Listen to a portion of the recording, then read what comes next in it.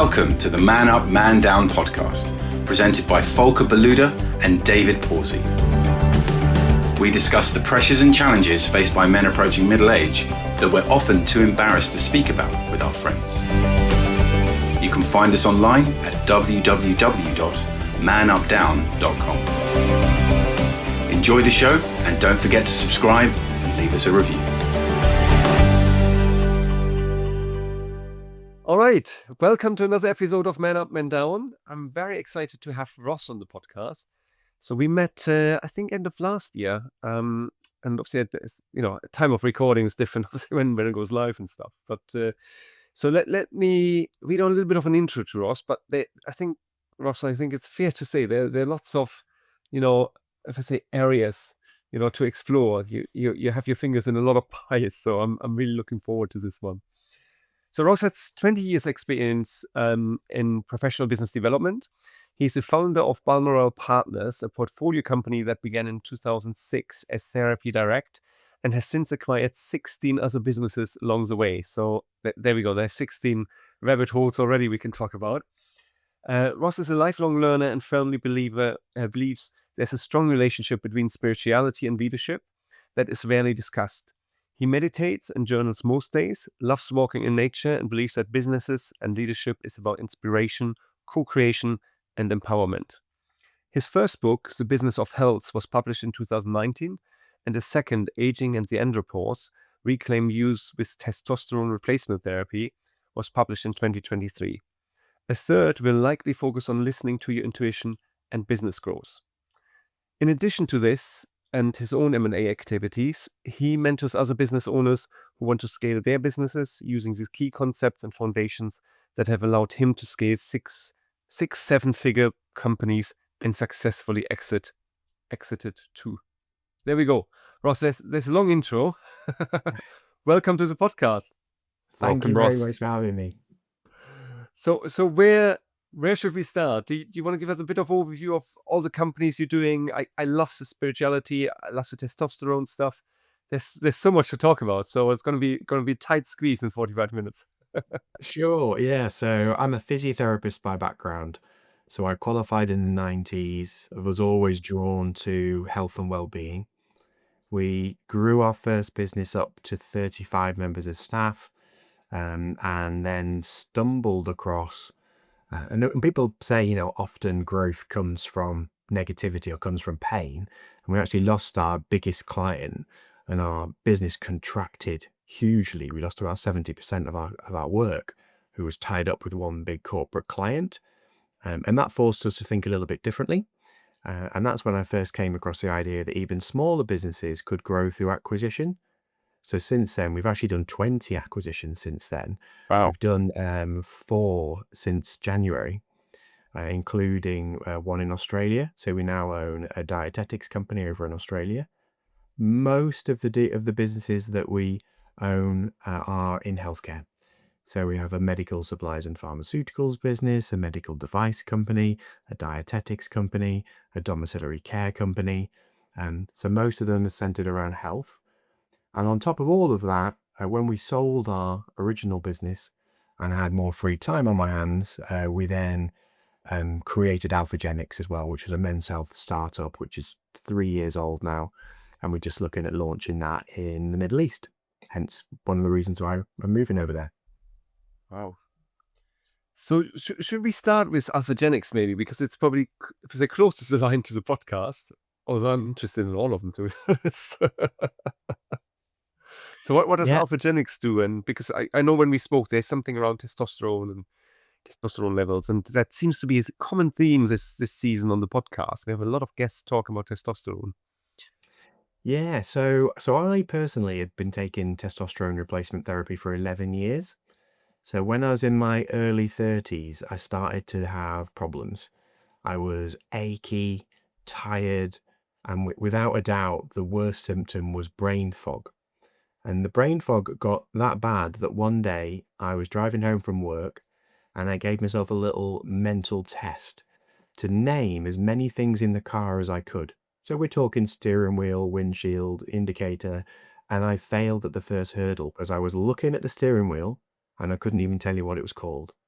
Wow. It was like thinking through cement, and it was really scary. And I got in from work that day and just said to my wife, I don't care what the doctors say, because at this point I'd seen 2 GPs and 3 endocrinologists, and they all said variations of the same thing, but the last endocrinologist was the one who was the bluntest, and he said, it's all in your head, Ross. There's nothing wrong with you.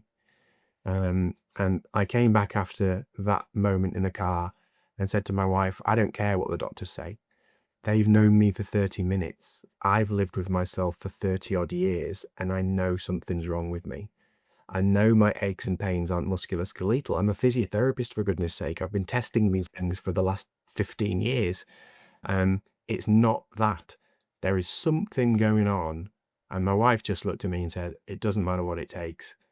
We'd never been private at this point in our life. We always relied on the NHS, and they'd always been great. We'd had, our first child at that point. But we just said that there's got to be someone out there that can help me. So hopped onto Google, good old Google. I found a doctor down in London who seemed to specialize in vague things. Fibromyalgia, thyroid problems, ME, anything that wasn't quite fully understood. He seemed to be the person to go to. So I went down to London to see him very quickly, booked in as soon as I could. And he said, what's wrong, Ross? I said, it's a really long story, Dr. Willis. And I remember this clearly. He said, you've paid for an hour. You can talk for an hour if you like. I was like, okay, there's my introduction to private healthcare. And I did. I talked to him for 56 minutes, spilled out all of these ways that I was feeling. I said, the one thing I told all the doctors, I said, I feel like an antique toy robot. This is the best description I could give anyone. It feels like someone needs to put a key back in my back and wind me back up, because I feel like I'm running out of wind. Like, I just feel like I haven't really got anything left to give. So, but I can ignore it because I'm a husband, I'm a father, I'm a businessman. I can't just sit on the sofa. So I can push through it, but it's not pleasant. And at the end, he said, it's obvious what's wrong with you. I said, it's not obvious. I've seen countless specialists. They all said I was crazy. And he said, no, you've got low testosterone. I said, low testosterone? He said, yeah. Have you heard of the menopause? I said, yeah. It's what middle-aged women go through. He said, well, men go through the andropause as well. I said, well, why didn't the doctors spot that in the NHS? He said, well, they don't believe in it. They've got a different level that they think is normal, and what we consider to be optimal is very different. So I was a little skeptical, thinking, okay, well, I came to see a private doctor. He probably wants to sell me something. I said, can you prove it? And he said, yes, we'll do a blood test. And if the blood test comes back above here, I was wrong. If it comes back here to here, we can probably fix it naturally. Changes to your diet, changes to exercise. But if it comes back below this number, you need HRT. HRT? Isn't again that what middle-aged ladies have? They said, yes, but men have hormones too. And that's what a lot of people don't take into consideration. Both genders go through puberty, and our hormones go all over the place when we're young. The same happens at the other end of life as well. It just presents itself differently. Women's hormones change abruptly, so it's usually very obvious when perimenopause starts to occur. But in men, it occurs very, very slowly over many years. So by the time a man feels low mood, low energy, low libido, they're putting on weight, they're losing muscle, they're irritable, or maybe emotional, they're sitting on the edge of the bed thinking, is this it? Is this the rest of my life? The doctor just goes, oh, you're probably getting old. Instead of, if the woman went and said all those symptoms, but I've only been having them for a week or so, they'd say probably perimenopause, have some HRT. So I've kind of spoke a lot there. There's maybe a few questions that you might have, but that was how I started. And then after 8 years of not talking about my own journey, eventually I thought, I wonder how many other men are going through this and don't know who to talk to, and don't know that the andropause is a thing. So we started Alphagenix back in, we beta tested it in 2021 and officially launched it in January 22. And our mission is to educate gentlemen about their hormones and, when necessary, treat them appropriately. David, you want to start? You want me to start? Um, yeah, I mean, it's funny that you sort of mentioned Google about, searching for your symptoms, because I just did a bit of Google Trends research before this conversation, just to sort of look at, sort of how many people have been searching for testosterone, low testosterone, and it has gone up massively, like over the last 5 years. I mean, is it just the fact that is it new findings around it, or is it just that there just seems to be a bit more awareness? More Yeah, awareness. what has Yeah, been the sort of big definitely factor? awareness is changing. I mean, I've been taking it for 11 years now, and looking back, I stumbled across just an astonishing doctor. I mean, we were at a conference back end of last year, and that's in the US, listening to some of the brightest minds talk about men's health. And they were talking about things that my doctor told me about 11 years ago. Like, it goes hand in hand with this pathway, and it goes hand in hand with thyroid and this particular food. And I was like, wow, my doctor told me that 11 years ago, and this is the cutting edge of medicine now. So I was really lucky to come across him, and without a doubt, he changed my life, and in more ways than one. And over the last few years, though, it has become a little bit more topical.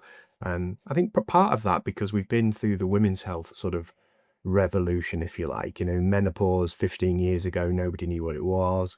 And now we have menopause advocates in most large businesses, and everyone's heard of the menopause. So I think that's helped. It's kind of brought men's health through as well.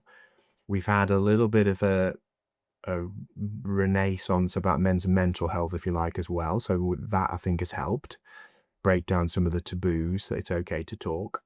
And then we've also got some really high profile people talking about TRT now. And the Joe Rogans of the world, the Tony Robbins of the world. These people have got millions and millions of followers, and Like they're man up, saying, man down. man up, man down. Yeah. Right? And they say, they're taking it. So of course it comes through to the masses, and we get, more and more people asking about it. What very few people talk about is how drastic the situation is getting, because over the last 50 years, testosterone has reduced year after year after year, and so has fertility. So a 20-year-old today has the same testosterone as a 75-year-old had 50 years ago. And fertility has also dropped at the same rate. So there's different studies out there, but some people feel that either by 2040 or 2050, we won't actually be reproducing at the right quantities to replenish humanity. So we're on a precipice, really, because of that infertility and testosterone going down, where the human race starts to become at risk. And is that because of environmental factors, or what That's has been the cause of that? That's a brilliant question, David. I think it's a multifactorial answer. I don't think there's one thing that we can point at. You can definitely point to the environment, the food that we eat. That's changed a lot. This ultra processed food, high sugar content, drives metabolic disease, drives down testosterone. A lot of the pesticides, herbicides, plastics that are wrapped around food have BPAs, phthalates in, that are all endocrine disrupting chemicals. So they're feminizing men. There's a herbicide in America called, I think it's called adenosine. And they did a test, and frogs are hermaphrodites. But if you put 20, if you put a female frog into 20 nanomoles of adenosine, I think it's called, the male frog turns female. but 20,000 nanomoles is legally allowed to be in the drinking water in America. Wow. So obviously we're not frogs, but you can infer from that that's probably not good for a man's health. And Wow. and it's getting, because of these environmental changes and the things, shampoo, moisturizers all have these endocrine disrupting chemicals in, and 20% of men under 40, so 15 to 39, have low testosterone now. 20%. And 40% of over 40-year-olds, which is where historically you would have expected to see it, because testosterone does reduce as we get older if we let it. We tested a gentleman the other day, 73 years old.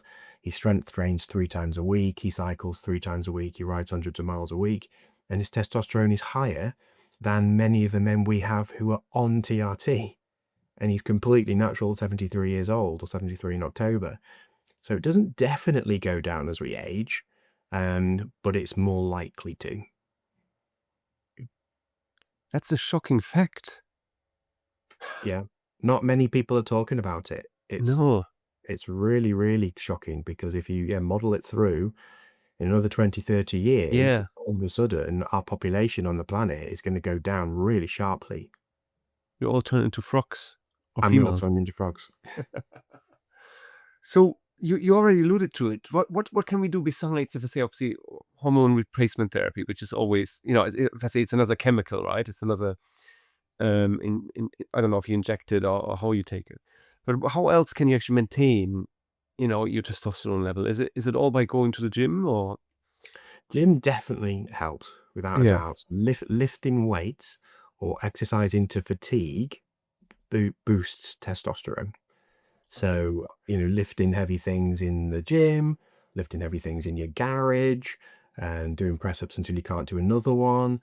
Or, if you can't go to a gym, maybe you can't afford the membership, just do body weight squats until you can't do another one, press ups till you can't do another one. Those type of physical activities, which of course men used to do a lot of 100 years ago, because we were working in the fields, working in factories. Yeah. Another big change since industrial revolution, that physical activity was normal for us. Now it's unusual, but certainly, yeah, exercising to fatigue, lifting heavy weights will boost testosterone.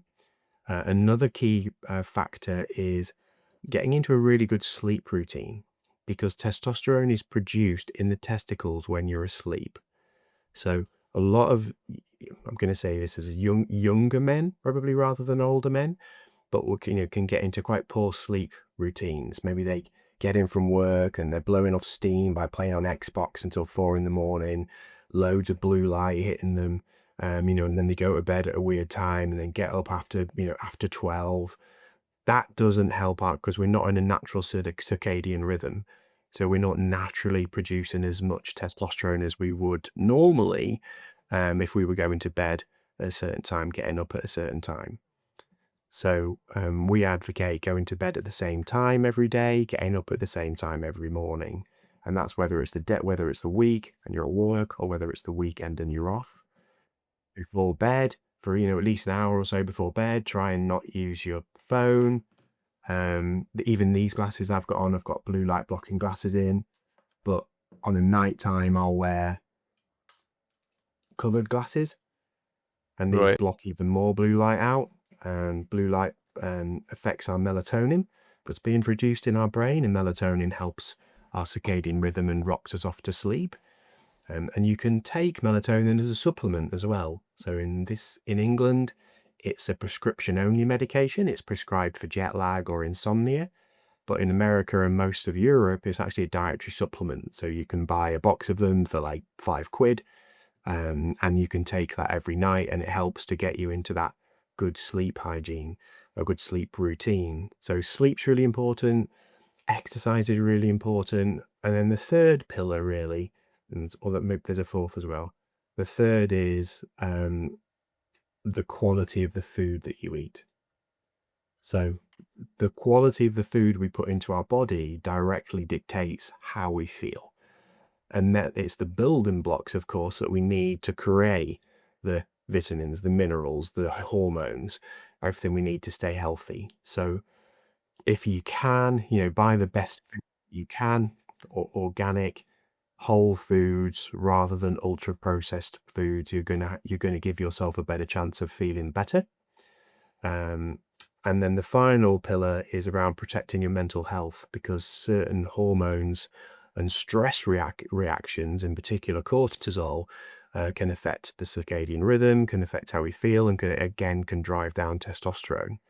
So whether we protect our mental health with going for a walk in nature, whether it's yoga, whether it's meditation, whether it's Pilates, whether it's just reading a book in a quiet space before bedtime, whether it's talking to our friends or going to something more of a structured class, whatever works for you, protecting your mental health can have a really positive effect on your hormones.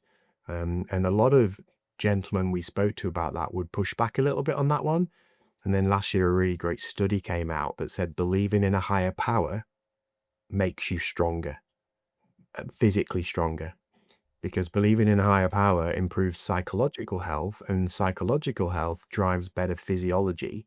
So in essence, believing in a higher power allowed you to lift heavier weights. And that was quite powerful. A lot of our gentlemen that we work with, particularly the ones who were very old-fashioned, maybe, or Yeah. particularly alpha, maybe, like, no, we're just going to do this. All of a sudden, there was a study to show that believing in God or believing in a higher power would help them lift heavier weights in the gym. So that was pretty powerful as well. So they're the 4 areas I would say to focus on: exercise, nutrition, sleep, and protecting your mental health. That's interesting with the higher power. That's someone helping you to lift some weights, right? That's Yeah, how I yeah, imagine yeah. it. But actually, I heard of a study before, and I haven't read any studies, so I can't vouch for it. But allegedly, some of society, if I say societies, are on decline, because if societies believe in a higher power. So if you're looking to America, right? I mean, a lot in America is based around God, God's own country, etc. And a lot of people believe in God. It has a positive effect to society on society. Whilst what you see in Germany and UK, where if I say God is slowly taking out of the equation, and I'm talking, if I say any atheist, I'm an atheist or Buddhist, if I had to describe it, right? But it has a negative impact on society, because there's nothing above that we believe in. So if you could Yeah, share that study, that would be super interesting. yeah, Uh, I'll dig it out for sure. That'd be great. Because I'd love, someone else mentioned that, and I find this fascinating. Whether you believe or not, but if you believe in something higher, there's a higher purpose, right? So you're not doing things just for yourself or for others. You do it for the greater good, maybe. Yeah, I don't know Yeah. how it's Mm, a Some reason. people will call it God, some people will call Yeah, it the universe, some will call it the one, or the source, or the matrix, or yeah, consciousness, or Mother Nature, Gaia. There's all sorts of different explanations, for what that higher power is. yeah. Um, God in general is an interesting concept, I think, isn't it? Because everyone thinks Mm, they're the only God that's the true God, but there's like 3,000 of them. So yeah. which one's right? Um, probably it's all of them or none of them, I think. So I think that belief in a higher power, regardless, I think for me seems to Yeah. make sense. Yeah, I don't want to go down a rabbit hole, because I grew up Christian, and I still don't understand all the differences between, the different nuances of Christianity, and then how. Anyway, let's not go down there. However, so make a left turn here, because in the intro I talked about spirituality and leadership. So that let's talk about spirituality and leadership a bit. So tell us about what you've been doing around that space, because that's really interesting as well. I think that the better you understand yourself, the better a communicator and the better leader you are. So, and for me, spirituality, it's definitely made me understand myself more. Yeah. So, I've asked better questions of myself. What drives me forward? What motivates me? Why am I here? What do I want to achieve? They're the sorts of questions that I've asked myself, and then that makes me, I think, a better a better leader because I'm better able to understand myself, which makes it easier, I think, to understand what might be motivating other people. Right. So I mean, you've used the phrase spirituality, and then you've obviously sort of talked about how everyone's concept of God can be very different. I mean, how would you define spirituality? When you sort of say, well, it's helped me understand myself better. I mean, Yeah. I'm not asked, you don't have to sort of talk about your personal beliefs, but I mean, yeah, what does Well, spirituality I don't mind at all. So for me, really, it's that believing that there is one thing, that higher power, that everything is connected to. So as soon as I think you realize that you are not the most important thing in the universe, and you're actually just a tiny part of a much bigger thing, I think that's quite freeing. It's quite insightful. All of a sudden, because a lot of people, and myself probably included when I was younger, walked around thinking you were the center of the universe, and then when you start to get an idea about how big the planet is, and then how big the universe is, that's preposterous to think that you're at the center. And actually then getting an idea that you're just this tiny little thing in this entire cosmos, I think is quite it's quite a powerful realization. Yeah, I mean, it's interesting though what you sort of say about as soon as you realize you're not at the center of the universe. I mean, like I remember sort of a stage in my life where if you apply for a job and you haven't heard back, and you submitted a bit of work to a client, and it's like, oh my God, why haven't they got back to me? And you create this like narrative that it was rubbish, or they're now looking for another content writer, blah blah blah. And it's like, well, actually, if I look at my inbox and see all the emails I haven't responded to, it's you can get so hung up on that person cut across me in the car because they're out to get me, not because they're late for an appointment, or their Right. wife is pregnant in the back of the car. It is this thing of we automatically think that events are conspiring against us, don't we? Yeah, exactly. I absolutely love the saying, people aren't against you, they're just for themselves. And I really like that because it explains a lot. And as you just said there, the person that cuts across you when really their wife's pregnant in the back of the car, or they don't respond to an email, but that's just because maybe their mum's unwell, or their kids have just been, broken their arm, they've gone to hospital, or whatever it might be. Hello, folks. It's Volker here. I hope you enjoy this week's episode. As you know, I coach executives, whether that is for leadership skills, or sales leadership skills, or working as a therapist too.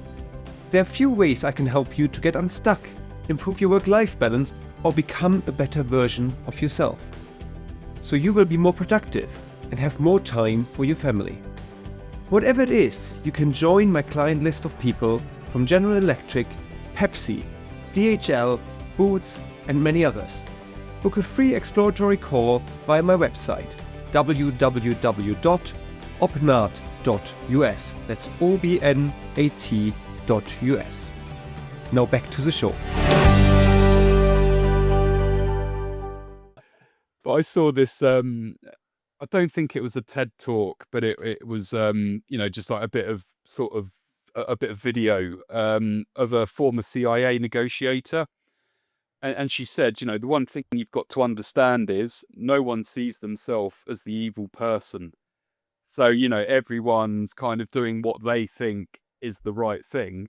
Yeah. And, often what they think is the right thing conflicts with, what or your objectives of your goals. So it's not always, yeah. So that's what I was trying to think about. Yeah, very true. I don't know where you were going with that. Anyway, so is that what your next book is about as well then? Because you've written 2 already.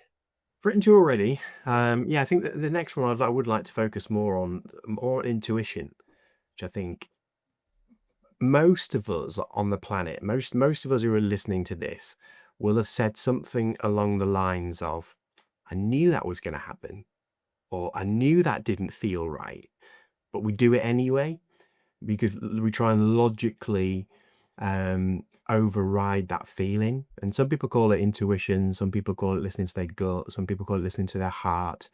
But I do believe we have this ability, but logically sometimes we override it. And oh no, I'm sure it'll be fine, or got a funny feeling about that guy, but I'm sure it'll be okay, it will work out when it's business or something like that. And then it doesn't, and you go, oh, I knew that was going to happen.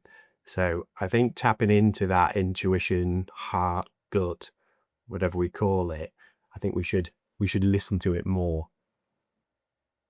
Yeah, we often don't. I mean, it's a silly example. Just last night I went to Tesco's and often we get delivery on a Friday, and often, you know, Tesco doesn't deliver or things are out of stock. And I was standing in front of the the tonic shelf, and I'm like, oh, we should just buy tonic now, then we know we have it for the weekend. And of course, when we checked out on the app later on, and I didn't buy it, you know, it's no longer available. So I had to compromise on my tonic for the weekend.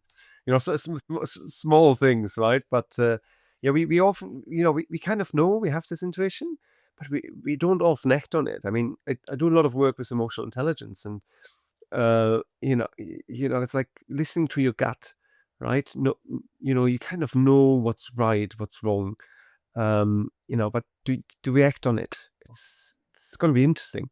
Yeah, exactly. I mean, this is an extreme example, but me and my daughter went on holiday last month. We went to Cape Verde. Went for a week. My son and my wife were skiing. My daughter doesn't really like snow, so we thought we'll go somewhere sunny.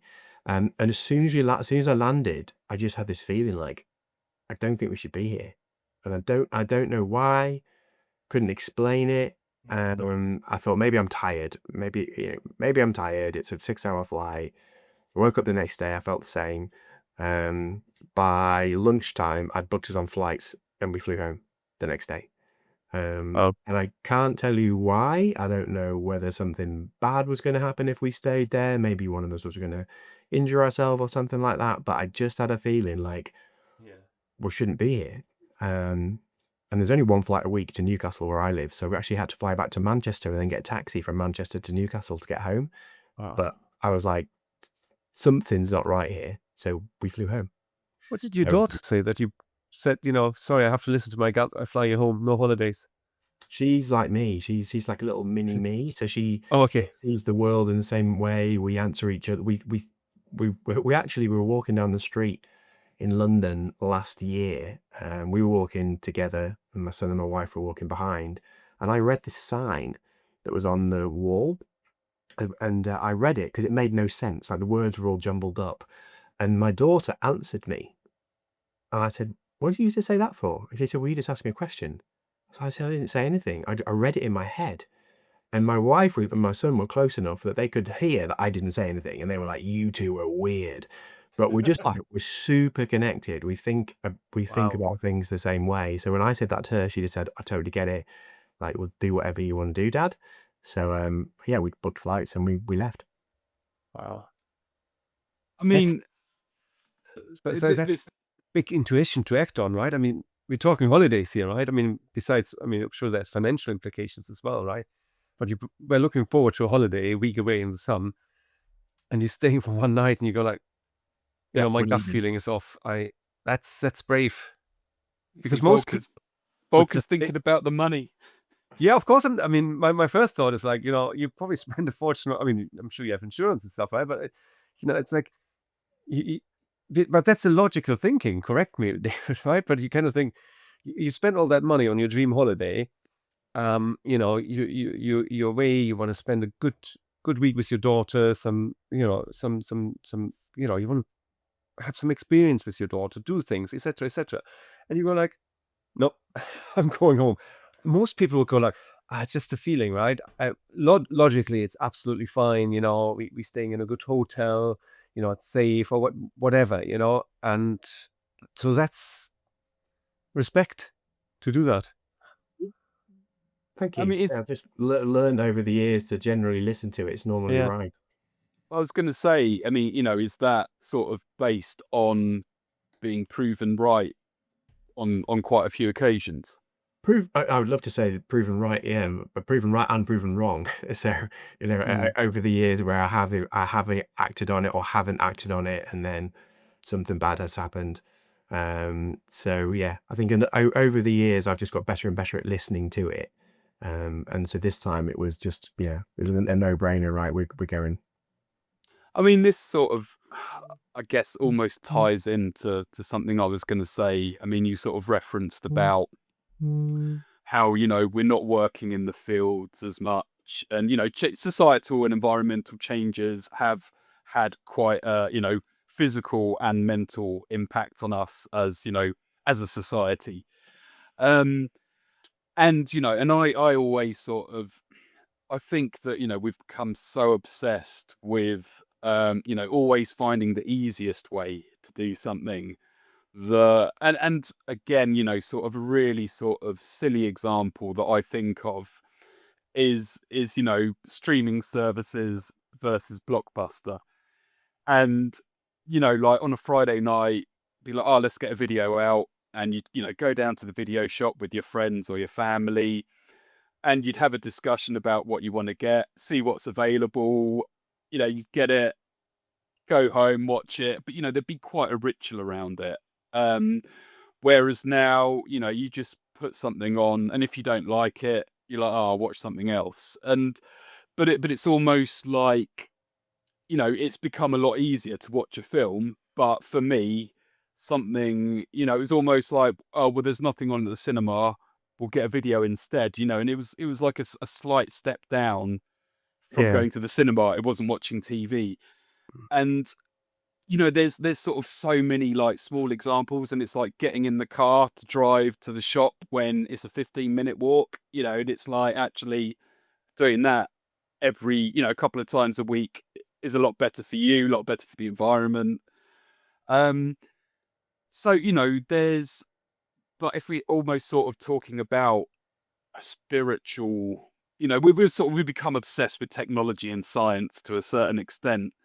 So do you think that, we've almost conditioned ourselves to ignore, you know, our gut instinct, and it is more like, oh, well, actually, I've looked out the window, it's raining, but my app says that there isn't any rain due, sort of thing. It's almost like we're more obsessed with what the app's saying than our own personal experience. Yeah, Um, so, I mean, do you sort of think that, yeah, we're kind of cutting ourselves off from something? I totally know where you're coming from. I love mountaineering, so I'm going to Alaska to climb Denali in just under 2 months, which will be one of probably two mountains I'll do this year. And the reason I mention that is often over the last 5 years, especially when I've been different, different trips around the world. Typically, at a certain point, I'll ask someone in the group, "How are you feeling? Are you feeling good about our summit attempt today?" Or, something like that.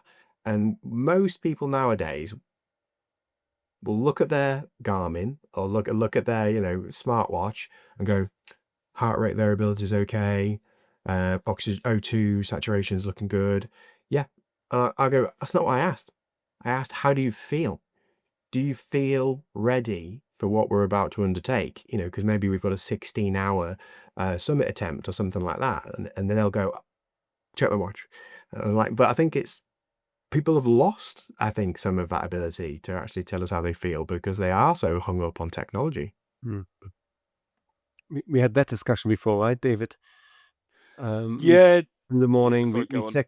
check how we slept, right? We're looking at the app, and I go like, oh, only had 30 minutes deep sleep. Must be an awful day coming up, right?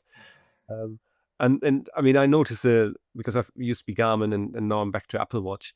I mean, there's so many variances in there, right? In terms of how they report things. I if I say I gave up on, I'll still look at it because I'd like to have an indication. But yeah, it's we getting paranoid about what technology tries to tell us, and to your point, right? We're less in touch with ourselves, right? So what you call spirituality earlier in terms of, self-awareness. Meditation helps, right? And mindfulness, right? Listening to ourselves comes back to the gut instinct.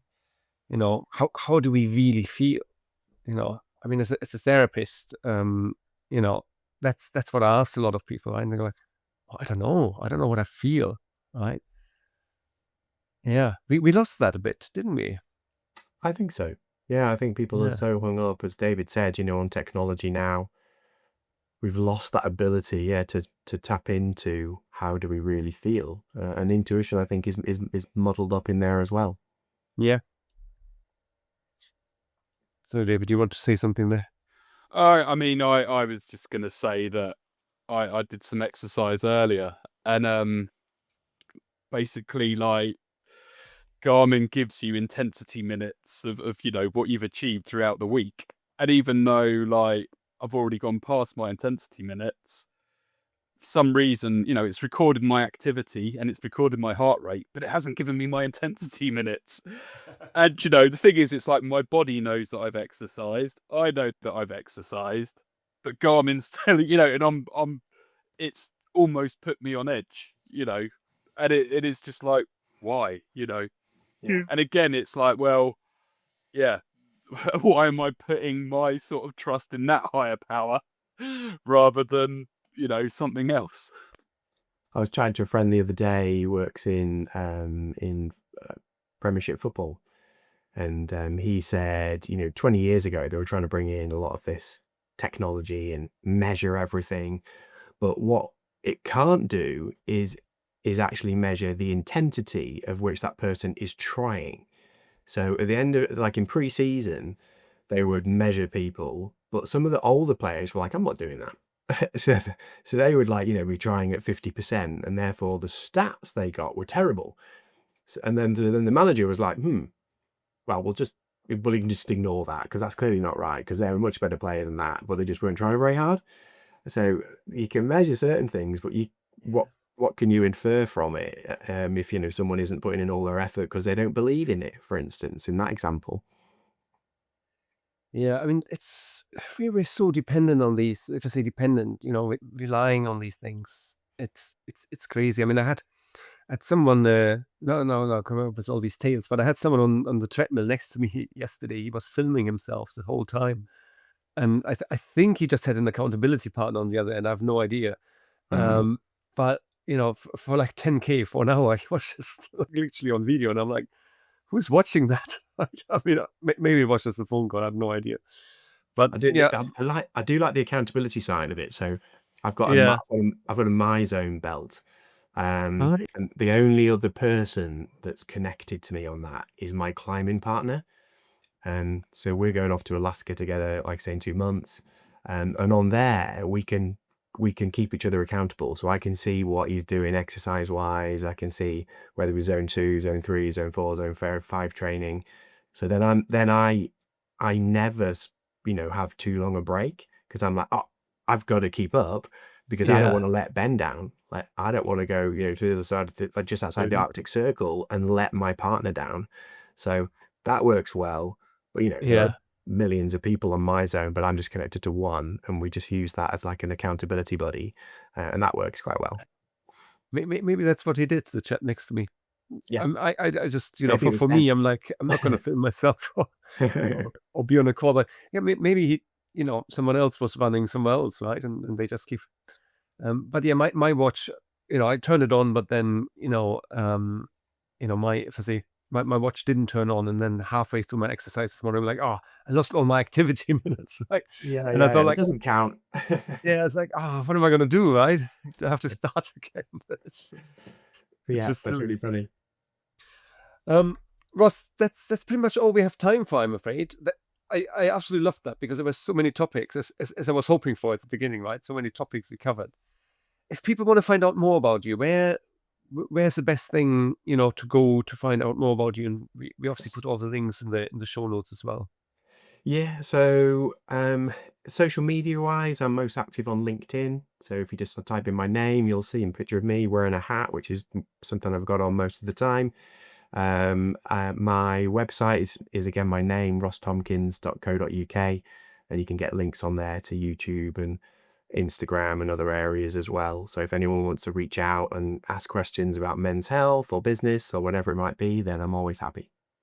Brilliant. And thank you so much for being our guest, and speak to you soon.